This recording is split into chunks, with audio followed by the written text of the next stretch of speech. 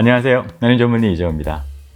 오늘은 분당 서울대학교 병원 산부인과에서 근무하시는 우리 박지윤 교수님을 모시고 임신 초기 출혈에 대한 이야기들을 한번 나눠보도록 하겠습니다. 임신 초기에 출혈이 있으면 산모님들께서 일단은 많은 걱정과 공포감에 사로잡혀서 여러 가지 질문들을 찾아보게 되는데요. 제가 진료실에서 흔하게 받는 질문들을 한번 간추려서 모아봤고 그에 대한 대답들을 우리 상과를 담당하고 계시는 박 교수님께 여쭤보고 답을 들어보는 시간을 갖도록 하겠습니다. 선생님 안녕하세요. 네, 안녕하세요. 분당 서울대학교 병원 산부인과에 근무하고 있는 박지윤입니다. 나 혼자 네. 저는 이재호 원장님처럼 난임 전문의 선생님들께서 아기를 만들어 주시면 이제 아기를 임신 기간 동안 잘 관리해서 낳는 역할까지 하는 상과 교수고요. 그리고 제가 일하는 병원에는 보건복지부에서 지정한 고위험 산모, 고위험 임신 신생아 통합치료센터가 있어서요. 고위험 임신 산모님들을 주로 진료하고 있습니다. 그러다 보면은 선생님도 이제 이렇게 출혈이 심하다든지 남들과 다르게 뭐 여러 가지 위험이 있는 산모들을 주로 대부분의 시간을 할애해서 진료를 하고 계실 텐데 사실 임신 초기에 출혈이 발생을 하면 뭔가 굉장히 안 될 일이 벌어진 것 같은 느낌을 받게는 되잖아요. 네, 그렇죠. 우리 산모들이 이렇게 경험하는 분들이 생각보다 자주 있고 꽤 많은 경우에 벌어지기도 하는데 그러면 이런 출혈이 일어나는 원인은 가장 무엇이 주로 많을까요? 네, 원장님 말씀하신 것처럼 임신 초반에 출혈이 있으면 그것만으로 많이 놀라시는데 일단은 출혈의 양상도 굉장히 다양하게 있을 수 있고요. 먼저 말씀드리고 싶은 것은 빈도 순으로 따졌을 때는 큰 문제가 되는 출혈은 그리 많지 않다는 이야기를 드리고 싶습니다.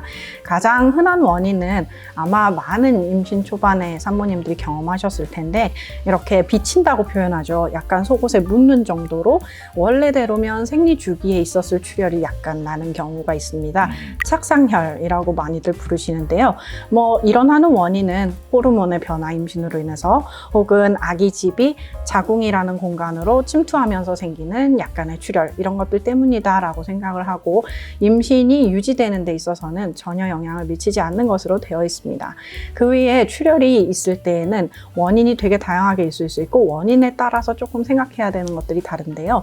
그 다음으로 흔한 게 그냥 임신 초기에 약간의 출혈과 때때로는 복통도 동반이 되기도 하는 그런 상황을 절박유산이라고 이야기를 합니다. 그래서 정의 자체는 임신 20주 이전에 질출혈 혹은 복통이 동반되는 경우를 절박유산이라고 하고요. 쉽게 말하면 유산기가 있는 거라고 생각하시면 됩니다. 그러면 절박유산 상태면 전부 다 유산이 되느냐? 그렇지는 않습니다. 대부분은 특별한 문제 없이 지나가는데요. 그래도 그때는 출혈이 있고 복통이 있으니까 많은 산모님들이 무서워하시게 되죠. 그렇다면 착상혈을 경험하는 것, 그러니까 좀 묻어나는 것을 경험하는 것도 절박유산의 범주에 들어가는 걸까요? 네, 20주 이전에 질출혈이 있거나 아니면 복통이 있는 경우이기 때문에 착상혈이라고 부르는 그 정도의 초기 출혈도 절박유산에 들어간다고 보시면 되겠습니다. 그래서 진단명 자체가 절박유산이라고 되어 있기 때문에 뭔가 절박한 느낌이 들고 유산이 될 것 같은 느낌이 그런 단어를 들지만 보면은 네. 너무들 걱정이 많아지실 것 같기는 해요. 네, 실제로 진단명은 그렇기는 한데 유산의 가능성이 있어 보임이라고 그 정도 생각하시면 되겠습니다. 그래서 그 중에서 정말로 유산이 되는 경우는 얼마나 되느냐? 크게 높지 않습니다. 보고서에서는 15%에서 높은 경우에는 25%까지 보고가 되고 있어서요. 다양하게 보고되는데 단 난임 시술을 해서 임신을 하면 조금 더 높다는 보고도 있습니다. 그런데 그것도 역시 조금 다르게 생각해 봐야 되는 것이 원래는 임신 초기에 만약에 난임 시술을 통해서 임신하신 게 아니라면 생리 주기에 생리를 해야 되는데 안 하고 테스트기를 해보니까 양성이 나오고 그래서 그 다음 주나 그 다다음 주에 산부인과를 찾아가게 되죠.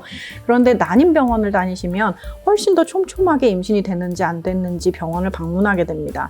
그렇기 때문에 자꾸만 뭔가 출혈이 나타나는 것들에 대해서 훨씬 더 산모님들이 걱정하시거나 의식하시거나 병원을 찾거나 하는 빈도가 높다 보니까 조금 더 그렇게 보고되는 경향이 있지 않나 생각은 합니다. 크게 영향은 없는 것으로 되어 있습니다. 그러면 아까도 말씀하셨듯이 약 10%대 정도가 실제로 유산으로 진행을 하는 거고, 그 다음에 그 나머지 80에서 90% 정도는 별 문제 없이 지나가는 거고요. 네, 대부분은 괜찮습니다. 실제 그게 그 질출혈이 일어난 원인이 절박유산이었다라고 하면 대부분은 괜찮다고 보시면 됩니다. 그러면 출혈을 경험을 한번 하고 네. 그냥 정상적으로 되는 그런 8, 90%의 분들은 걱정하지 않아도 되는 거네요. 질출혈이 있었던 것에 대해서는 출혈이 멎었고 임신이 잘 유지된다면 그 다음부터 특별히 더 걱정하실 것은 없습니다. 초기에 일시적인 경우가 훨씬 많습니다. 그러면 내가 처음에 피가 비쳤을 때에 이 출혈이 네. 유산으로 진행이 될지, 아니면 말씀하신 것처럼 대다수 사람처럼 그냥 그러다가 많은 하나의 에피소드로 끝날지, 네. 를 구분할 수 있는 방법이 있을까요? 사실은 없습니다. 그런데 출혈의 양이 많거나 아니면 복통이 동반되는 경우에는 예후가 조금 더 나쁜 것으로 되어 있습니다. 여기서 예후가 나쁘다라고 하면은 실제로 유산이 되는 경우를 말하겠죠. 그래서 그런 경우들이 아니면 대체로 그냥 지나갔다, 아기 집은 잘 있고 임신은 잘 유지되고 있다라고 하면 그 초기 출혈이 이후까지 영향을 미치지는 않는 것으로 되어 있습니다. 제가 내원하시는 산모님들을 보면은 꼭 말씀하시는 부분이 있어요.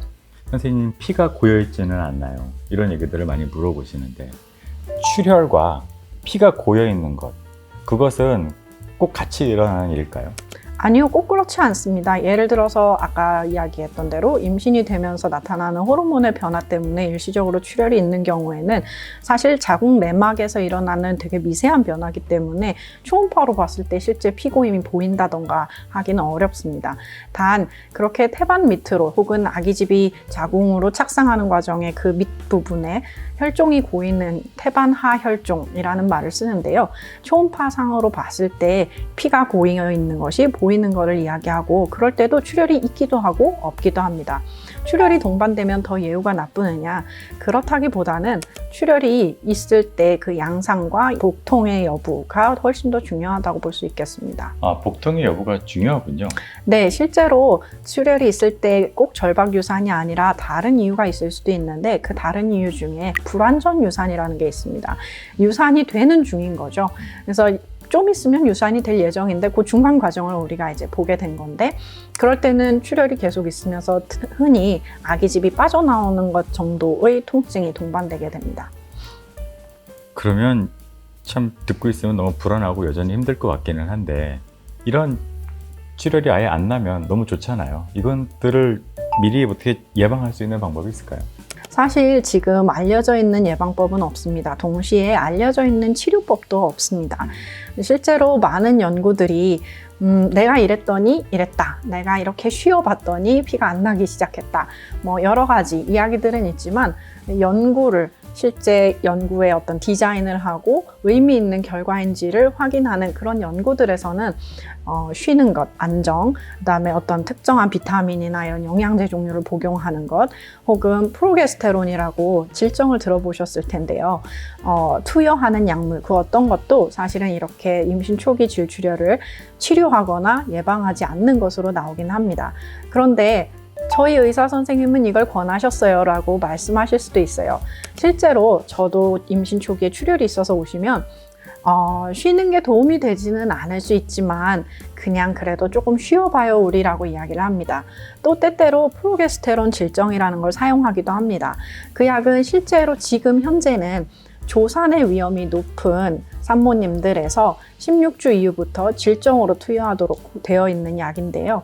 실제 어쨌든 임산부에서 사용을 하는 약이고 특별한 위해가 가해지지 않을 것으로 생각이 되고, 또 유산이 계속 반복해서 나타나는 경우에는 이거를 초반에 임신 초기에 투여하는 게 임신의 유지를 하는 데 도움이 된다라는 이야기도 있기 때문에 사용을 하시는 것이 크게 우려하는 사항은 아닙니다. 단 어떤 치료법도 어떤 대응도 사실은 만약에 유산이 되려고 하는 질출이다라고 하면 막을 수 있는 효과적인 방법은 없다고 보시면 되겠습니다. 그렇지만 사실은 대부분 괜찮아진다는 말을 반복해서 드리고 싶어요.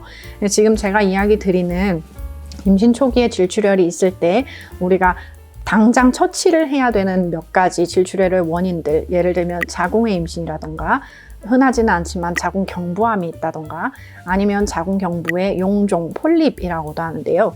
그런 것들이 있어서 나는 출혈이 아닌지 혹은 산모가 응고장애, 혈액 응고장애, 예를 들면 혈소판이 너무 낮아서 건드리기만 하면 출혈이 나는 그런 조직 상태이다.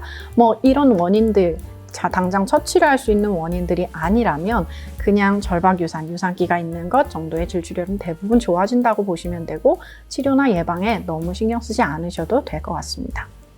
그렇다면 대부분 좋아진다라는 설명들을 드리고는 있고 이제 어떤 방법들을 취한다는 것을 말씀을 드렸는데 그래도 일단 본인이 스스로 겪는 순간이 오면은 당황스러우실 것 같기는 해요. 당황스럽죠. 그러면 내가 초기 임신이고 네. 집에서 봤더니 아이고 어느 날 피가 비치기 시작했다. 그러면은 그 순간부터는 어떻게 행동을 하는 게 가장 좋을까요? 역시 질출혈의 양상을 보셔야 되는데요. 아까 말씀드린 대로 비치는 정도, 속옷에 약간 묻는 정도 같으면 원래 정해져 있는 진료 날짜에 진료를 가시는 것도 가능할 수 있겠습니다. 그런데 출혈의 양이 피가 뚝뚝뚝뚝 떨어질 정도로 많거나 아니면 패드나 속옷을 푹 적실 정도로 새빨갛게 많이 나오거나 아니면 반복해서 말씀드리지만 복통이 동반되거나 때때로 허리 통증으로 오시는 분들도 있어요. 요통이 동반되거나 하는 문제가 같이 있으실 때에는 응급실로 가시는 게 좋을 것 같고요. 응급실도 산부인과 전문의가 진료를 할 수 있는 뭔가 응급 상황에 대처가 되는 병원으로 가시면 좋을 것 같습니다. 그런데 그런 병원으로 질출혈이나 걱정되는 정도의 질출혈 혹은 동반되는 증상이 있어서 가라라고 이야기를 하는 것은 가면 처치를 받을 수 있고 임신을 유지하는 데 도움이 될 것이다 라는 이야기보다는 당장 처치를 해야 되는 자궁의 임신이나 아니면 그 외에 다른 출혈 요소들에 대한 확인이 필요하기 때문이라고 볼 수 있겠습니다. 그래서 사실은 안타깝게도 만약에 불완전 유산, 즉 지금의 출혈이 유산으로 이어질 예정이면 응급실에 급하게 오신다고 해서 사실 할 수 있는 게 많지는 않습니다. 다만 계류 유산이라고 하죠. 유산이 이미 되었는데 임산부가 모르고 지나가는 기간이 있습니다. 불완전 유산 상태에서 병원으로 빨리 오면 그런 계류 유산의 기간이 좀 짧아지기는 하겠지요. 근데 사실은 할 수 있는 일이 많지는 않은데 아까 말씀드린 것처럼 지금 당장 처치를 해야 되는 순간들에 대해서 놓치지 않기 위해서 어쨌든 전문의와 빨리 상의하는 것은 중요합니다.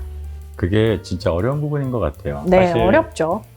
처치를 할 수 있는 방법들은 많지가 않으면서도 그러면서도 마냥 또 집에서 기다리자니 너무나 불안한 마음을 감추기가 어렵기 때문에 그런 중간에서 고민도 많으신 것 같고 실제 내원을 하고 나서도 행해지는 그 처치에 대해서 섭섭하거나 맞습니다. 좀 미흡하다고 느끼시는 부분도 많을 것 같은데 그런 데에는 지금 교수님께서 말씀하신 그런 원인과 그런 백그라운드가 있다는 것은 잘 좀 이번 기회에 숙지하신다면 더 불안하지 않게 지내실 수 있을 것 같아요. 그렇다면 우리가 초기 출혈이 발생을 해서 이제 병원에 왔는데 선생님이 괜찮다고 하셨어요. 그래서 편안한 마음으로 집에 갔단 말이죠.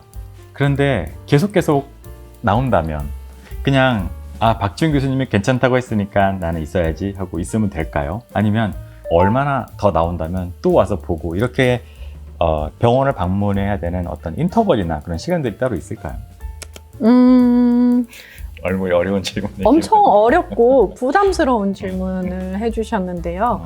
사실은 꽤 많은 산모님들이 반복해서 오십니다. 출혈이 한 번 있어서 오시는 것보다는 두 번, 세 번. 그런데 말씀하신 것처럼 계속 대여섯 번을 와야 될 정도의 출혈이면 이미 유산이 됐을 가능성이 높습니다. 좋아졌겠죠? 아마 만약에 절박 유산이라면 좋아졌을 거고 그 다음 임신의 단계로 들어가지 않았을까 생각은 듭니다. 근데 이제 저 같은 경우에는 우리 둘 다 초기 임신 산모들을 뵙는 사람들이지만 네. 그러니까 임신이 됐군요, 시작됐어요, 즐거워요 하고 가시는 분들이 사실 교수님 보시는 경우가 많겠지만 저희들은 이제 어렵게 시작한 초기 임신들이기 때문에 그렇죠. 그거에 대한 어떤 심적인 불안감이라든지 이런 것들이 정말 굉장히 심하신 경우가 되게 많고 너무나 이해가 되는 상황이기는 해요. 그럼요. 저는 그냥 날짜를 정해놓고 이런 걸 하지 않고 원할 때 오세요라고 해서 저는 하루에 2번, 3번을 뵌 적도 있어요. 똑같은 분은. 그런 분들이 또 걱정하시는 게 또 하나 있는 게 선생님 그러면 이렇게 내가 피난다고 자주 보면 우리 애기한테 초음파를 자주 쏘이게 하면 이거 안 좋지 않을까요? 네. 걱정하시는 분도 있는데 그런 건 어떻게 생각하세요? 뭐 원장님 답을 알고 계시겠지만 초음파는 뭐 뱃속에 있는 아기한테 특별한 위해가 가해지지 않습니다. 다만 마음을 편하게 가지셨으면 좋겠어요. 조금 이상한 표현일 수는 있습니다만 유산이 될 것 같으면 할 수 있는 게 없다는 말은 다른 말로는 지금은 기다릴 때일 수도 있거든요. 그래서 임신 초기에 질출혈에 대해서 불안하신 건 당연한 건데요. 조금 기다려 볼 필요도 있고요. 어떨 때는요. 전문의와 상의해서 진행하시겠지만 그리고 저도 원장님처럼 무조건 오세요라고 이야기합니다. 와가지고 네, 와가지고 괜찮다는 소리를 듣더라도 아우 이거 별것도 아닌데 왜 오셨어요 소리를 듣더라도 오시는 게 저는 더 좋아요라고 이야기를 드립니다. 저도 그 말에 100% 동의하는 편입니다. 그렇게 함으로써 내가 몇 시간이라도 더 네. 불안감을 씻어낼 수 있으면 충분히 가치가 있는 일이라고 생각은 되고요. 우리 박지훈 교수님을 모시고 초기 산모 출혈, 초기 산모 출혈이라고 부르는 게 맞겠어? 임신 초기지. 임신 초기. 다시 해야겠다. 이야. 와, 나 박지훈 쓰니까 잘 안 돼. 팀장님, 나 이거 잘하지 않아요? 땀 엄청 나요 우리 오빠. 어떡해. 저 죄송한데 와이셔츠 한 벌 더 있을까요? 그러면 이거를 예방하는 집에서 할 수 있는 뭔가가 있을까요? 죄송해요.